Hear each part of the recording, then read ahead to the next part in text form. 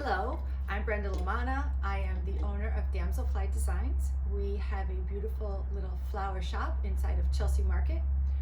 These are some of the flowers that we offer. And today what we'd really like to do is to show you that you can take a mixture of beautiful blooms, diverse colors and textures, and easily create what looks like a professional flower arrangement. And what I'm going to teach you are just a few tricks of the trade. So believe it or not, Scotch tape is your best friend. Here I have a 7-inch by 5-inch pedestal ceramic vase. You can use anything. The same principles that I'm going to show you today translate to whether you're going to use a mason jar, to a pot. It doesn't matter. What is the most important thing is your mechanics. These are the tricks that make a flower arrangement maintain its shape, and it also helps you as you're building it from the outside in. So to begin with, all we're going to start to do is just take basic Scotch tape and make a grid. Simple crisscross. We're going to fill our vase with cool water. You don't want ice cold, you don't want warm, you want cool.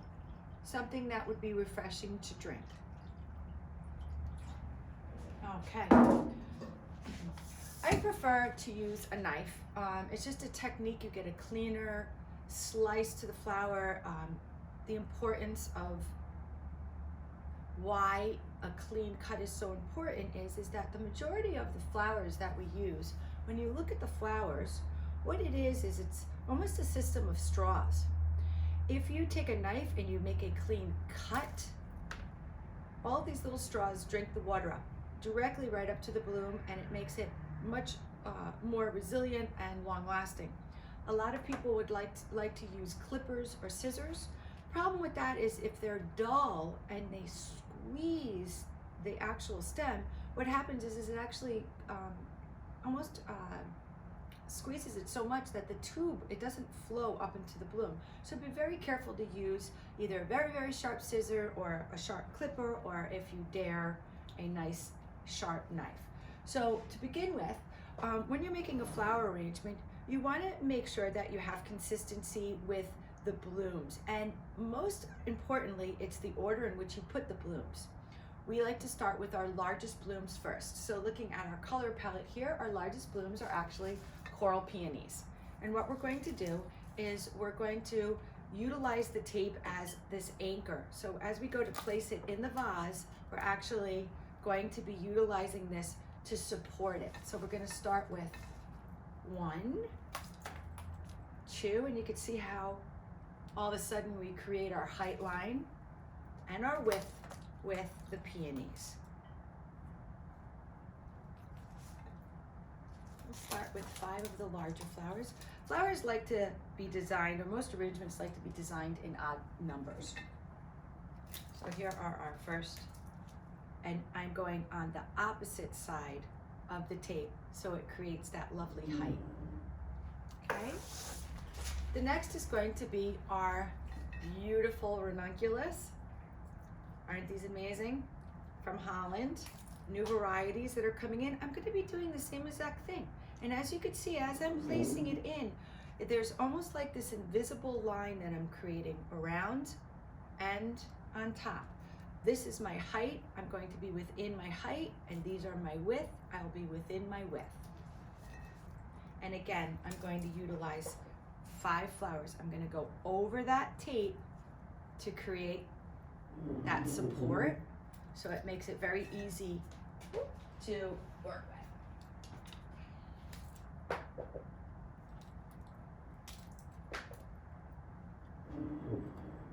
And it's also dispersing your colors. So these are our 2 largest blooms. Next, we're going to be going into our roses. These are Free Spirit. What's nice about this specific rose is it's what's considered a bicolor rose, and what it does is it'll pull the corals, the yellows, the peaches, the oranges out of the blooms and kind of be a connector. So again, we're going to do our flowers mixed with it. As you can see, all of my flowers are very clean. Having stems prepared prior to arranging is very, very important. And of course, you never want any leaves to go in the water. That actually will shorten the life of your bloom.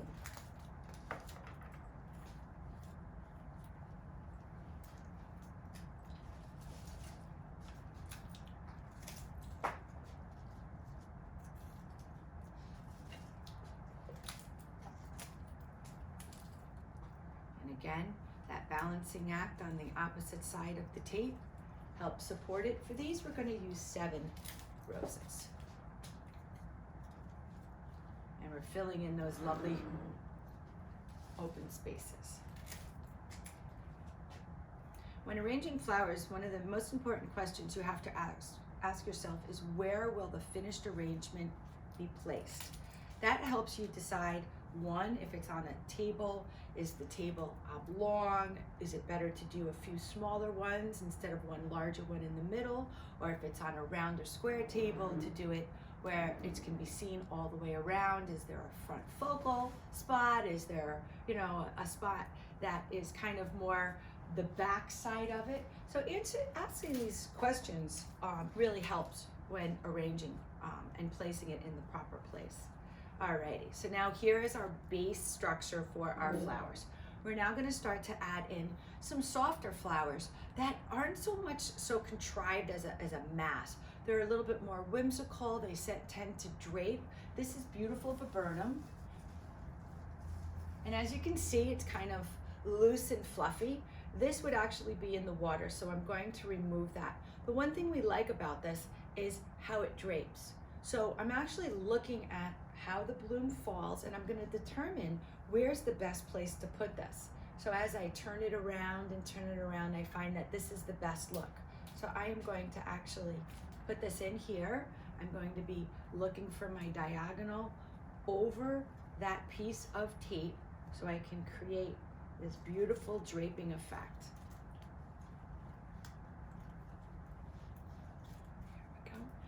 And what's nice about it is it's going to drip and it's going to fall, and yet I cut it a little bit shorter. It's better to have to go back and recut than to overcut the first time, and then your blooms are so short. Now this, at first, you would think is a little bit messy, but what happens is we're going to put other flowers inside, and this is going to fill in nicely. So just, things like this, viburnum is not an easy flower to work with, but it creates that beautiful soft effect. So we're just going to continue with this. Again, checking the next bloom, seeing kind of how it falls, removing any of the extra leaves. Nice clean cut. And actually utilizing this beautiful draping effect to create that lush, soft feel.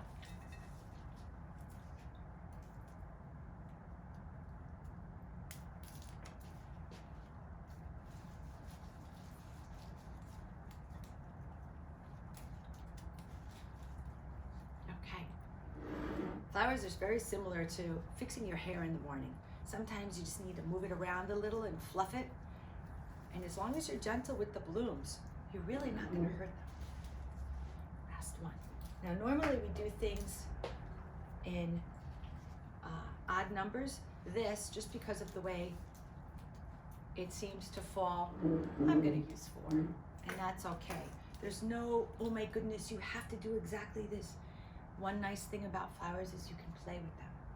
Okay, so our next flower, now that we have our structure, is we're going to start putting in some beautiful accents.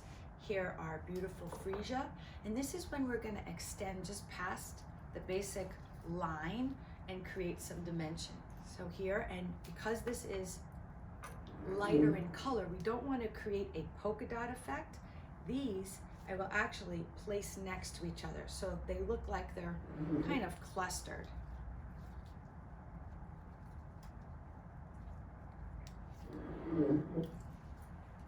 As these open, they will actually get a little bit more color, as you can see here with the pink.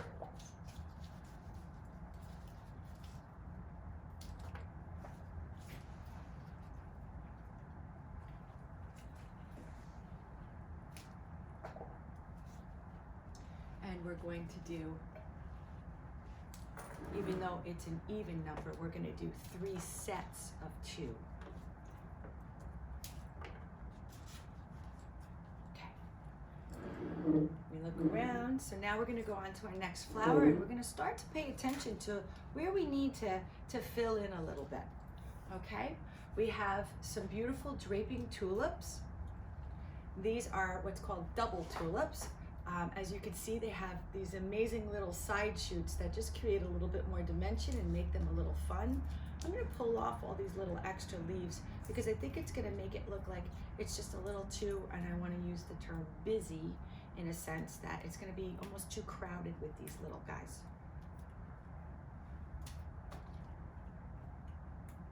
That one broke.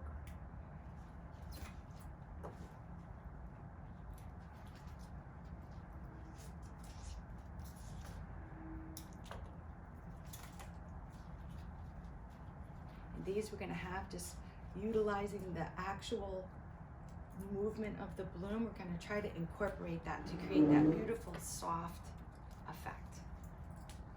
One interesting thing about tulips is tulips are one of the rare flowers that actually grow while they're in the vase. So as your flower arrangement sits on your table, you will see it actually start to grow and adjust, which again creates a lovely dimension.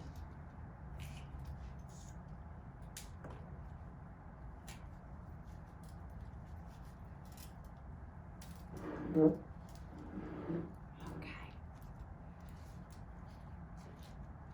Alrighty. This is Helleborus. You could use greens. A lot of people love to use leaves and different things.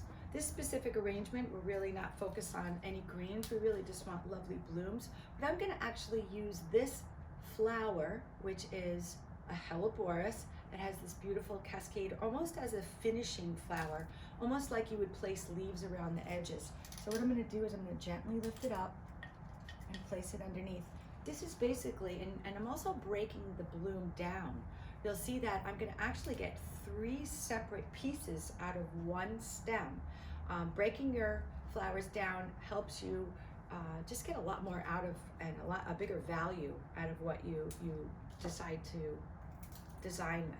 And you can see I'm coming back here, going with the direction of the bloom. It's creating this lovely draping effect. And I'm going to do this on all sides. And then one for height in the center.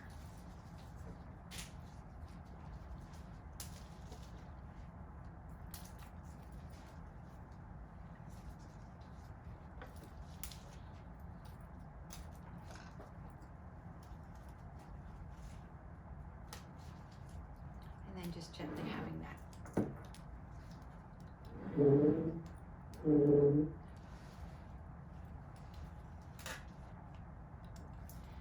Our flowers are still gently opening. You'll see that our peony here is just about to pop, which will fill in that space.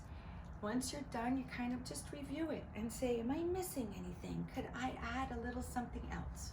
Right now, this looks lovely, but I have one little tiny accent piece that I'm going to finish it off with, and this is sweet peas. Now, because we have this lovely shape, we have this beautiful draping effect, I'm going to continue with this line, and by doing so, I'm just going to start to kind of follow this look, and I can see it just gently going off to the side, and I'm going to try to, again, I want to say pair them where they're clustered. So here is 2 right there. I'm going to come back here, kind of almost like I'm going to create a triangle of these. Here, and this lovely little one cascading down. You see the dimension it creates? And our last one here.